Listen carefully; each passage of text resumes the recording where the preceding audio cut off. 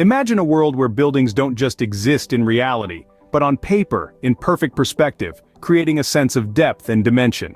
Welcome to the magic of perspective drawing in architecture. This artistic technique is more than just lines on a page. It's the key that unlocks the door to realism, allowing architects to breathe life into their creations before they've even broken ground.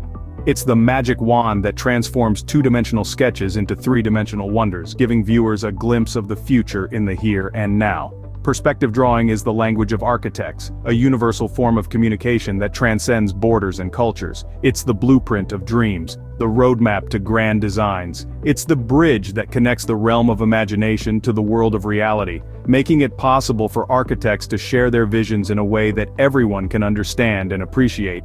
With perspective drawing, architects can turn their visions into tangible representations.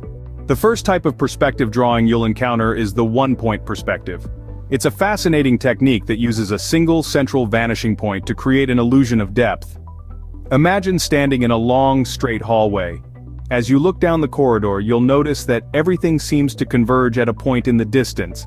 That's the vanishing point. Now, let's bring this concept into the world of architecture. When you're designing a long, straight road or a corridor, one-point perspective is your best friend. It allows you to depict a realistic view of the space, making it seem as though it recedes into the distance. This technique can also be a powerful tool when sketching interiors, creating a sense of depth and scale that can help to convey the size and layout of a room. One-point perspective gives a straightforward view of an object, but what if you want to add more dimensions? For a more dynamic view, architects turn to the two-point perspective.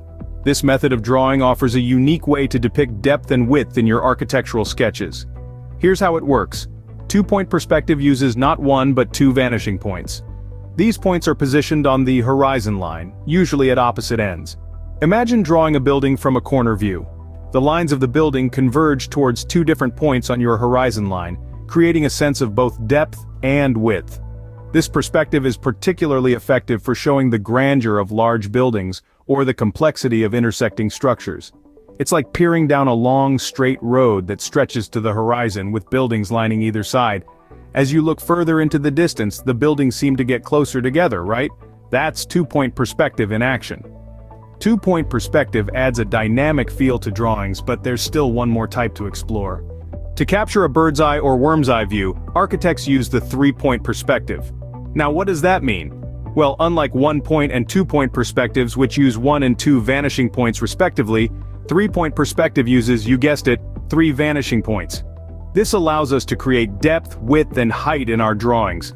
Imagine you're sketching a skyscraper from the ground level. You'd use one point for the width, one for the depth, and the third for the height, giving you that towering effect.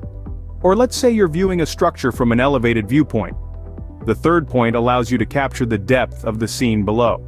These perspectives aren't just for show.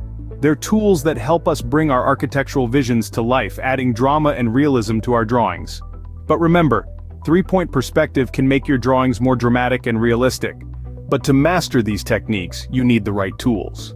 Just like a warrior needs the right weapon, an architect needs the right pencil. Now let's talk about the different types of pencils you'll need for sketching, shading, and technical drawing. First up, sketching pencils. They're usually graded from 9H to 9B. The H stands for hard, and the B for black. A harder pencil will give you lighter, more precise lines, perfect for initial sketches and technical drawing. For shading, you'll want to turn to the B end of the spectrum. These softer pencils will give you darker, richer tones, and are perfect for adding depth and dimension to your drawings. Remember, the hardness of the pencil can significantly impact your work.